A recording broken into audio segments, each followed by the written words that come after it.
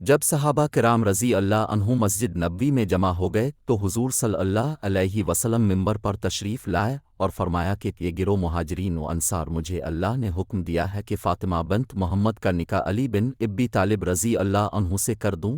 میں تمہارے سامنے اللہ کے اس حکم کی تعمیل کرتا ہوں۔ اس کے بعد حضور صلی اللہ علیہ وسلم نے خطبہ نکاح پڑھا اور دعائے خیر فرمائی۔ صحیح روایت کے مطابق یہ نکاح 3 میں ہوا اور فوری رخصتی عمل میں آئی۔ از کتاب سیرت فاطمہ الزہرا رضی اللہ عنہا، صفحہ نمبر 94۔ دوسرے روز ولیمہ کیا گیا۔ دعوت ولیمہ میں دسترخوان پر کھجور، پنیر، زمان جو اور گوشت تھا۔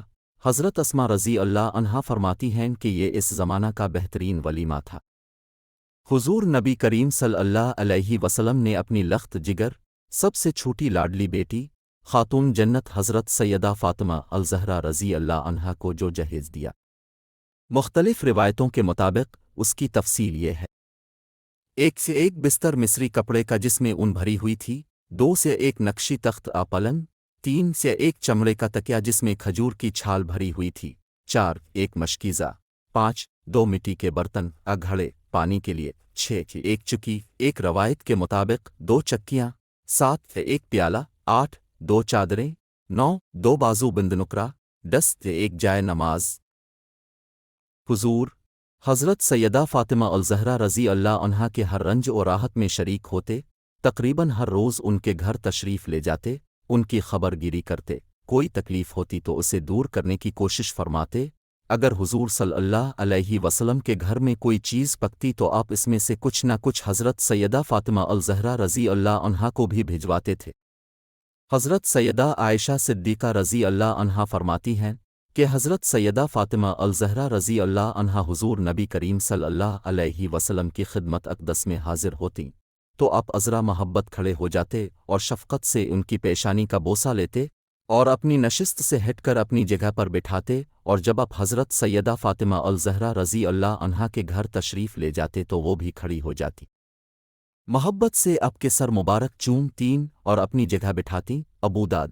حضور صلی اللہ علیہ وسلم کے غلام حضرت ثوبان کہتے ہیں کہ حضور صلی اللہ علیہ وسلم جب کسی سفر پر تشریف لے جاتے تو سب سے آخر میں حضرت سیدہ فاطمہ الزہرا رضی اللہ عنہا سے رخصت ہوتے، اور سفر سے واپسی پر خاندان بھر میں سب سے پہلے حضرت سیدہ فاطمہ الزہرا رضی اللہ عنہا ہی سے ملاقات کرتے، پھر اپنے گھر تشریف لے جاتے۔ مدارج النبوہ۔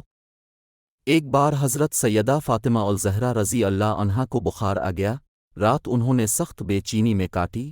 سیدنا حضرت علی المرتضیٰ رضی اللہ عنہ کا بیان ہے کہ میں بھی ان کے ساتھ جاگتا رہا، پچھلے پہر ہم دونوں کی آنکھ لگ گئی، فجر کی اذان سن کر بیدار ہوا تو دیکھا کہ سیدہ فاطمہ رضی اللہ عنہا معمول کے مطابق چکی پیس رہی ہیں۔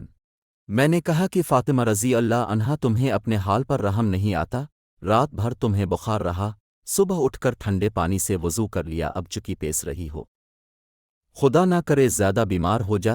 حضرت سیدہ فاطمہ الزہرا رضی اللہ عنہا نے سر جھکا کر جواب دیا کہ اگر میں اپنے فرائض ادا کرتے ہوئے مر بھی جاہے تو کچھ پرواہ نہیں ہے۔ میں نے وضو کیا، نماز پڑھی اللہ کی اطاعت کے لیے، اور چکی پیسی اب کی اطاعت و فرما برداری اور بچوں کی خدمت کے لیے۔ حضرت سیدہ فاطمہ الزہرا رضی اللہ خانہ داری کے کاموں کی انجام دہی کے لیے کبھی اپنی کسی رشتہ دار ہمسایہ کو اپنی مدد کے لیے نہیں بلاتی تھی، کام کی کثرت اور نہ ہی کسی قسم کی محنت و مشقت سے گھبراتی تھیں۔